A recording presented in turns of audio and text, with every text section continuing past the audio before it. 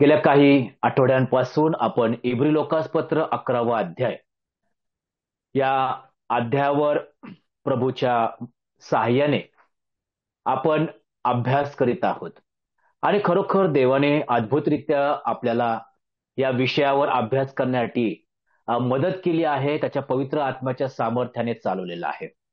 आणि पुन्हा एक वर आज आपण इब्री लोकासपत्र 11वा अध्याय आणि वचन 32 वाचून आजच्या शास्त्र अभ्यासाला या वर्गाला आपण सुरुवात करूया. इब्री लोकासपत्र 11वा अध्याय वचन 32. आणखी काय सांगू? गिदोन, बाराक, शमशोन, इफ्ताह, दावीद, शमुएल व संदेष्टे यांचे वर्णन करू लागलो तर वेळ पुरणार नाही. लेखक ह्या प्रश्नामध्ये अनेक अशा गोष्टी किंवा अनेक असे विश्वासवीरांच्या जीवनाविषयी सांगू इच्छितो, परंतु तो म्हणतो वेळ पुरणार नाही. किंबहुना त्याच्या जीवनाला काहीतरी शेवट आहे प्रियांनो, आणि तो लिहित असताना त्याचं आयुष्य कुठेतरी कमी पडत आहे. आणि म्हणून या ठिकाणी वेळ पुरणार नाही असं तो म्हणत आहे. गेल्या दिवसामध्ये आपण शमशोनाचा विश्वास, जो कोसळलेला विश्वास आहे, तो पाहिला होता. आज आपण इफ्ताहाच्या विश्वासी जीवनातून काही गोष्टी शिकण्याचा प्रयत्न करूया. इफ्ताह, इफ्ताहचा अर्थ आहे इंग्रजीमध्ये ही विल ओपन, तो उघडतो असा त्याचा अर्थ होतो प्रियांनो. आणि इफ्ताहाचं विश्वासी जीवन, त्याच्या जीवनामध्ये अनेक चढ उतार आहे, अनेक अशा गोष्टी आहेत की त्यामुळे तो अनेक ठिकाणी अडकलेला देखील दिसतो आम्हाला. आणि अशा प्रकारचं कधी आनंद आहे, कधी दुःख आहे, कधी भय आहे, तर कधी मनमोकळेपणाने तो विश्वासी जीवन जगत आहे. परंतु प्रभूने इफ्ताहाचं नाव विश्वासवीरांच्या यादीमध्ये निवडलेलं आहे, म्हणून या इफ्ताहाच्या जीवनात काहीतरी विशेष असणारच. आणि म्हणून इफ्ताहाच्या जीवनातून काही गोष्टी आपण शिकण्याचा प्रयत्न करूया. कारण इस्रायलाचे बंद झालेले मार्ग, जे गुलामीमध्ये होते, ते मुक्ततेचे मार्ग उघडण्यासाठी इफ्ताह, ज्याचा अर्थ ही विल ओपन, तो उघडतो, ते मार्ग उघडण्यासाठी इफ्ताहला प्रभूने निवडलेला आहे. आणि म्हणून आज ह्या व्यक्तिमत्वाच्या विश्वासाच्या विषयी, विश्वासी जीवनाविषयी आपण काही गोष्टी पाहूया आणि त्यातून त्याच्या योग्य असलेल्या निर्णयामधून आपण शिकण्याचा प्रयत्न करू. त्याचप्रमाणे चुकलेल्या निर्णयामधून आपल्या जीवनात काही दुरुस्ती करण्याचा देखील आपण प्रयत्न करूया. पण पहिला मुद्दा आपण बघूया. आपण शास्त्रेच्या पुस्तकात ज्यावेळेस आम्ही येतो त्या ठिकाणी इफ्ताहाचं पूर्ण व्यक्तिमत्व आम्हाला दिसत आहे. शास्त्रेचं पुस्तक 11वा अध्याय आणि वचन 1 ते 40 मध्ये हा इफ्ताह दिसतो, ज्याचं नाव, तो त्या नावाचा अर्थ होतो तो उघडतो, ही विल ओपन. पहिला मुद्दा आम्ही त्या ठिकाणी पाहू शकतो की 11व्या अध्यायाचं पहिलं 1 ते 3 वचने आपण वाचूया. इफ्ताह गिलादी हा एक पराक्रमी वीर होता. तो वेश्यापुत्र असून त्याचा बाप गिलाद होता. गिलादाच्या बायकोलाही मुलगे झाले. हे तिचे मुलगे मोठे झाल्यावर त्याला म्हणाले, तू परस्त्रीचा मुलगा असल्यामुळे आमच्या वडिलांच्या घराण्यातील वतनात तुला वाटा मिळणार नाही, असे म्हणून त्यांनी त्याला हाकून लावले, घरातून बाहेर हाकललं. प्रियांनो, इफ्ताहाच्या जीवनातील चढ उतार, जसं मी म्हणालो, अनेक वर्ष तो आपल्या बापाच्या घरात होता. परंतु बाप गेल्यानंतर ज्यावेळेस गिलादाच्या बायकोची मुले मोठी झाली, आणि गिलाद कोण होता? तो पराक्रमी होता, परंतु प्रभू म्हणतो की तो वेश्यापुत्र किंवा परस्त्रीचा मुलगा होता.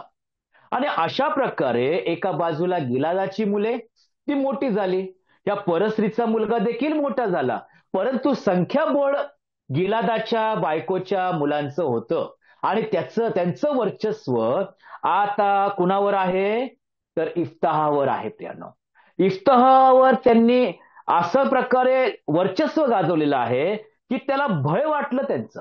आणि भय वाटल्यामुळे त्या ठिकाणी असं लिहिलेलं आहे की त्याला त्यांनी हाकून लावलं, त्याला घरातून बाहेर हाकललेलं आहे. प्रियांनो, आणि आता आम्ही पाहूया की घरातून बाहेर आलेला इफ्ताह, इतक्या दिवस तो घरामध्ये होता, घरामध्ये देवाचं सर्व काही ज्ञान मिळवलेला, देवाचा अनुभव असलेला हा इफ्ताह आहे. प्रियांनो, परंतु आता घराच्या बाहेर इफ्ताह आलेला आहे आणि म्हणून वचन 3 मध्ये ज्यावेळेस आम्ही पाहतो की तेव्हा इफ्ताह आपल्या बांधवांच्या भीतीने पळून गेला आणि टोब देशात जाऊन राहिला. तेथे रिकामटेकडे लोक त्याला मिळाले आणि ते त्याच्याबरोबर वावरू लागले. या ठिकाणी देवाचं वचन सांगतं, आता इफ्ताह टोब देशात आहे, आपल्या घराच्या बाहेर आहे. आणि घराच्या बाहेर आहे आणि त्या ठिकाणी एक समूह आहे प्रियानो. आणि त्या समूहाला विशेष करून प्रभू म्हणत आहे रिकामटेकडे लोक आहे. म्हणजे काय? ज्यांच्याकडे काम धंदा नाही, ते असेच बसलेले आहेत. आणि म्हणून या ठिकाणी कदाचित ते देवाविरुद्ध असेल, कारण देवाच्या वचनाची ओळख नाही. जसं पाऊल म्हणतो की जो काम करीत नाही त्याला खाण्याचा अधिकार नाही. आणि पहिल्यापासून प्रभूने आपल्या लोकांना काम करण्यासाठी अगदी पाचारण केलेलं आहे, प्रवृत्त केलेलं आहे किंवा बोध दिलेला आहे. प्रत्येक व्यक्ती काम करत आहे प्रियानो. परंतु या ठिकाणी पाहतो की एक समूह आहे, तो रिकाम टेकडा बसलेला आहे. पहिला मुद्दा इफ्ताहाच्या बाबतीत, इफ्ताहाचा निर्धार, घराच्या बाहेर असलेला इफ्ताह, त्याचा निर्धार की ह्या रिकाम टेकड्यामध्ये असताना मी ह्यांच्यासारखं वागणार नाही. स्तोत्रसंहिता 1:1 मध्ये तो धन्य पुरुष कोण? दुर्जनांच्या मसलतीने चालत नाही, पापीजनांच्या मार्गात उभा राहत नाही आणि निंदकांच्या बैठकीत बसत नाही. प्रियांनो, हा धन्य पुरुषाचा अनुभव आहे. तो नियमशास्त्रात, देवाच्या वचनात, देवाच्या आज्ञेमध्ये राहणारा तो धन्य पुरुष. परंतु आज आम्ही पाहतो आमची परिस्थिती काय आहे. इफ्ताहापेक्षा आमची परिस्थिती वेगळी नाही. ज्यावेळेस आम्ही घराच्या बाहेर जातो, हा तर हाकलून दिलेला आहे, भयाने बाहेर आलेला आहे.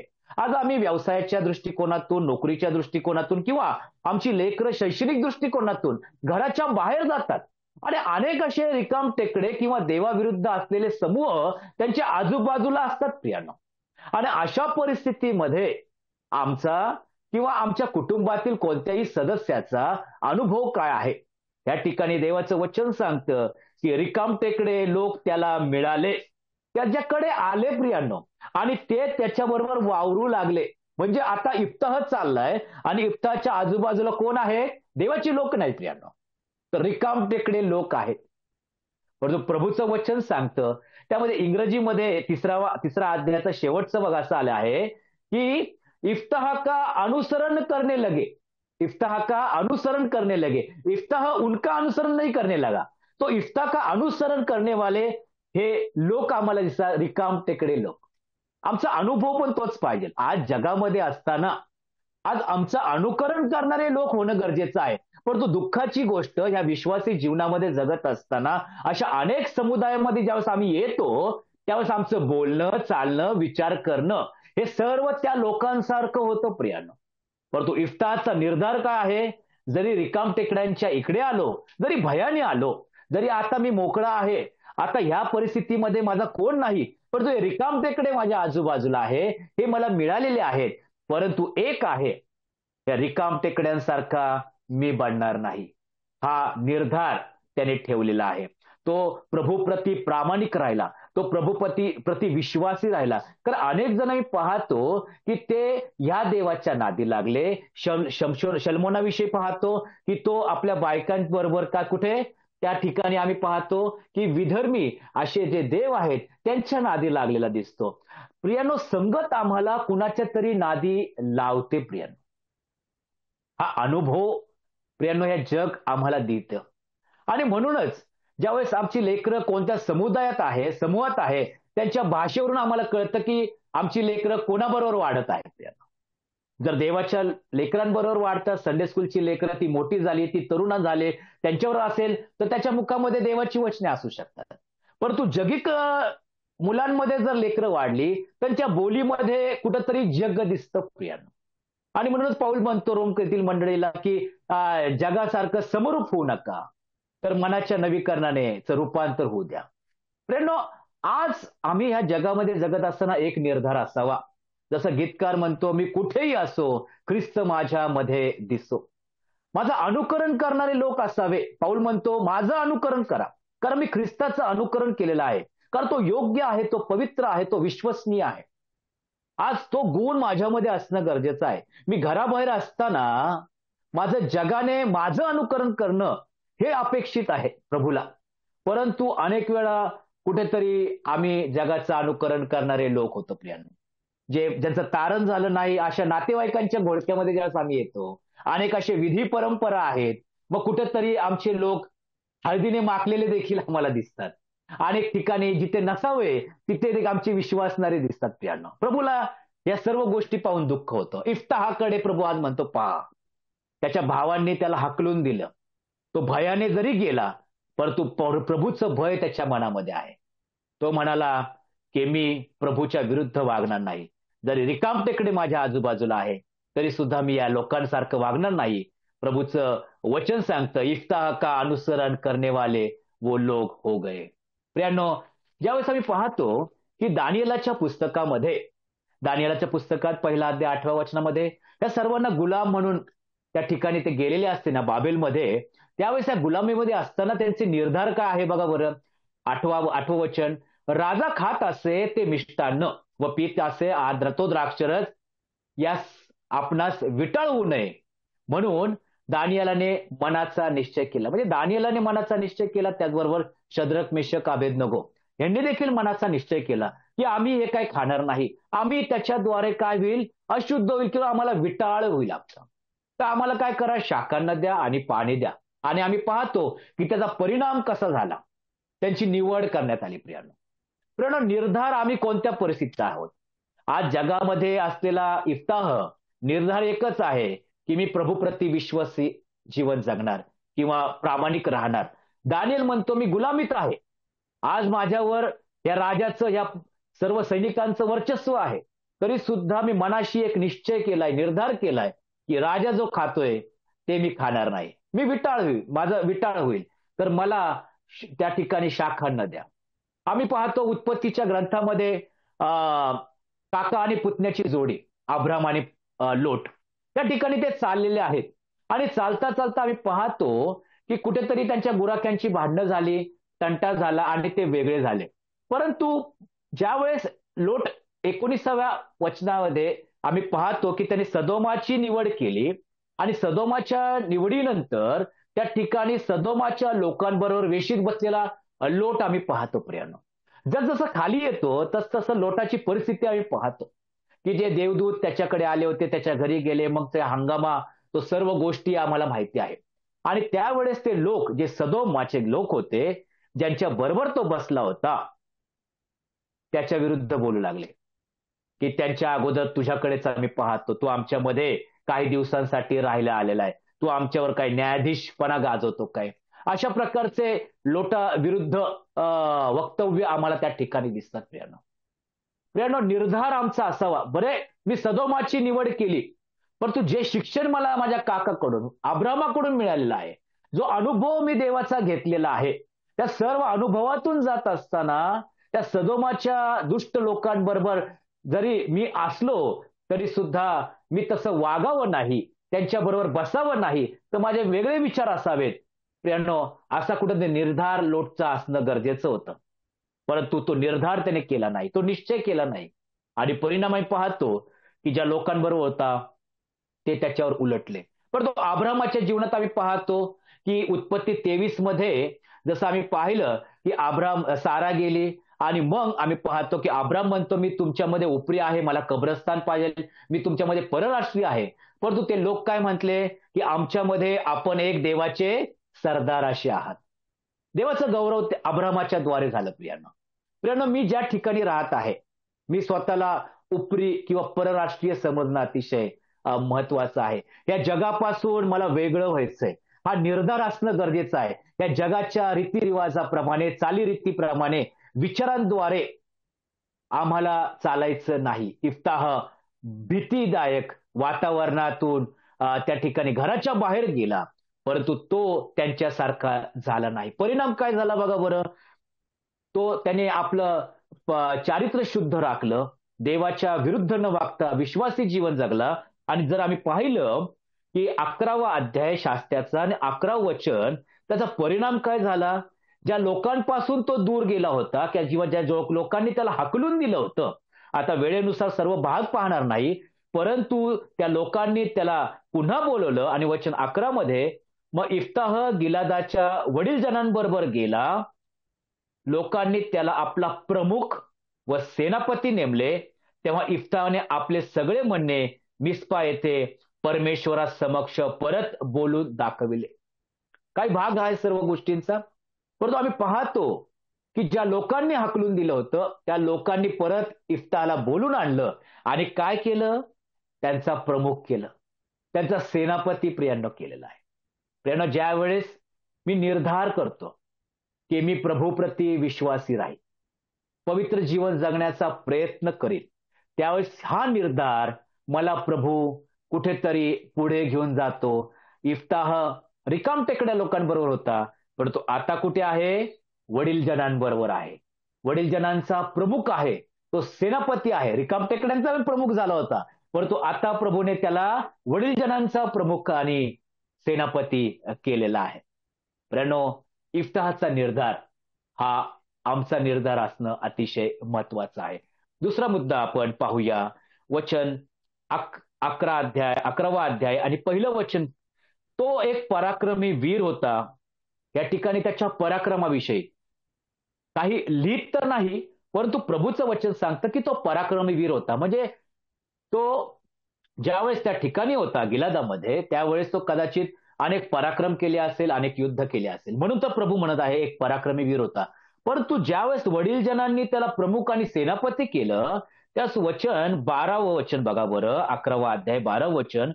पुढे इफ्ताहाने अम्मोन्यांच्या राजाकडे जासूद पाठवून विचारले, माझ्याकडे यायला व माझ्या देशाशी लढायला तुझे व माझे कोठे बिनसले आहे?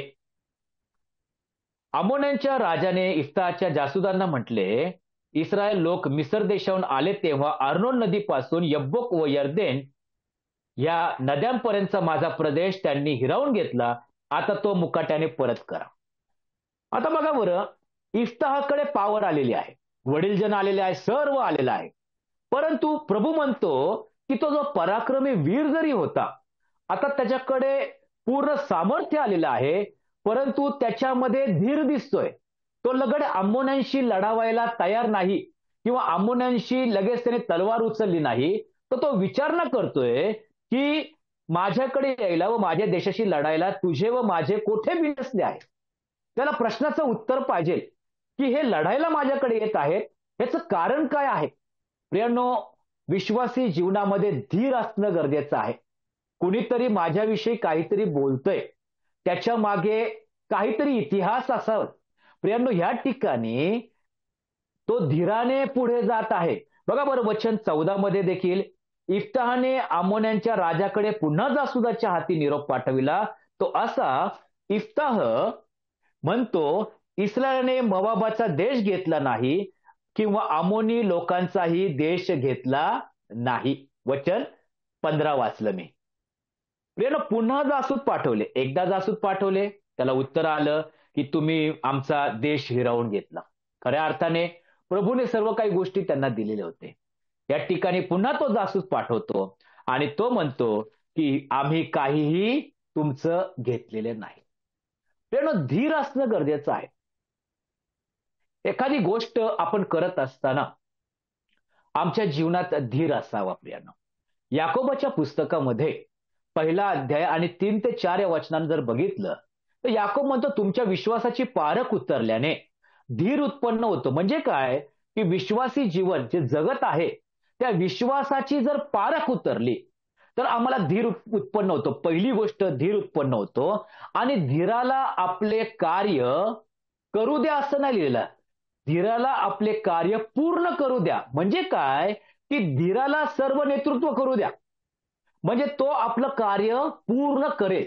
म्हणजे आमच्या जीवनात उतावळेपणा नसावा. प्रियांनो, प्रभू म्हणतो, जर विश्वासी जीवन जगतोय तर इफ्ताहाप्रमाणे धीर धरा. तो पराक्रमी आहे, तो वीर आहे, त्याच्या ठाई सर्व सामर्थ्य आहे, सर्व इस्रायल वडील त्याच्या आता बाजूने आहे. जे विरुद्ध होते ते आता सर्व आलेले आहेत. आणि लगेच मग त्याने युद्धाला सुरुवात केली नाही, तर जासूद पाठवले, त्याने धीर धरला, त्याने प्रश्न केले, त्याची उत्तरं त्याला मिळाली आणि त्यानुसार त्याने उत्तर दिले की आम्ही तुमचं काही एक घेतलं नाही, आता तुम्ही लढावयास तयार व्हा. प्रियांनो, धीर असणं अतिशय महत्वाचा आहे. याकोब आपल्या पुस्तकात त्या धीराविषयी तो लिहित आहे. त्याच पुस्तकात 5व्या अध्याय आणि 7व्या ते 1 या वचनामध्ये आपण येऊया. याकोबाचं पुस्तक 5वा अध्याय आणि वचन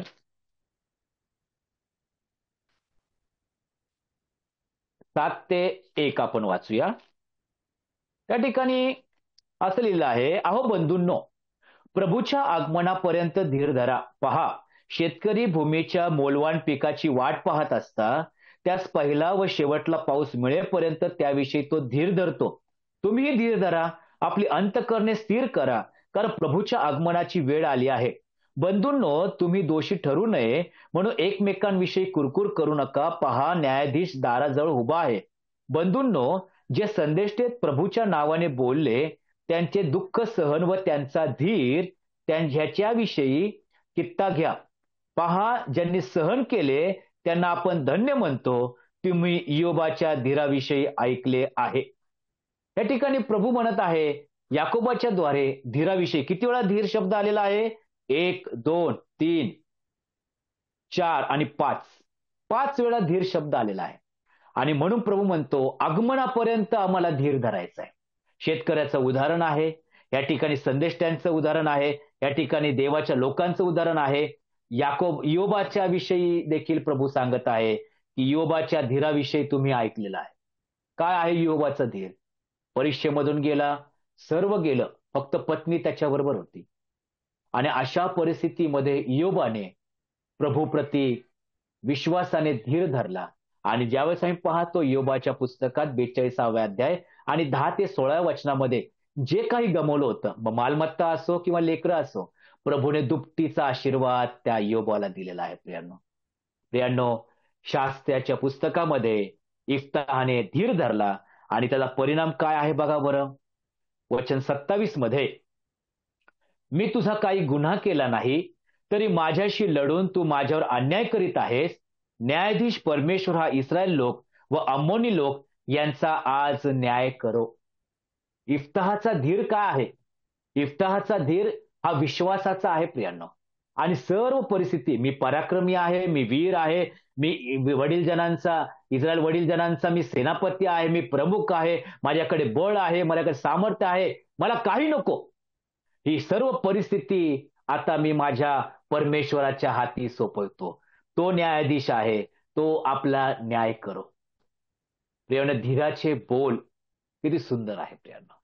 आज कोणतीही परिस्थिती, प्रतिकूल परिस्थिती, संकटाची परिस्थिती, अडखळणाची परिस्थिती, परीक्षेची परिस्थिती, अशा सर्व परिस्थितीमध्ये या विश्वासी जीवनामध्ये हा धीर खूप उपयोगाला येतो प्रियांनो. आणि ज्यावेळेस धीराला कार्य पूर्ण करून देतो त्यावेळेस एकच होतं की सर्व परिस्थिती आम्ही प्रभूच्या स्वाधीन करतो. ज्यावेळेस प्रभूच्या स्वाधीन करतो त्यावेळेस ती परिस्थिती प्रभू आम्हाला त्या परिस्थितीमधून बाहेर काढतो. धीराला कार्य पूर्ण करू द्या.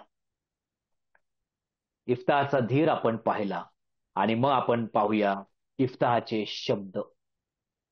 शास्त्रेच्या पुस्तकात असतानाच आपण 11वा अध्याय वचन 30 मध्ये ज्यावेळेस इफ्ताहाने मुख उघडलं, इफ्ताहाने परमेश्वराला असा नवस केला की तू खात्रीने अम्मोनी लोकांना माझ्या हाती दिलेस तर मी अम्मोनी लोकांकडून सुखरूप परत आल्यावर माझ्या घराच्या दारातून जो प्राणी मला सामोरा येईल तो परमेश्वराचा मानून मी त्याचे हवन करेन. एक नवस केला प्रियांनो, प्राण्याचा नवस केला. आम्ही पाहतो लेवियाच्या पुस्तकामध्ये की प्रभूने काही अर्पण दिली, काही प्राण्यांचे, काही पक्ष्यांचा उल्लेख त्या ठिकाणी दिसतो.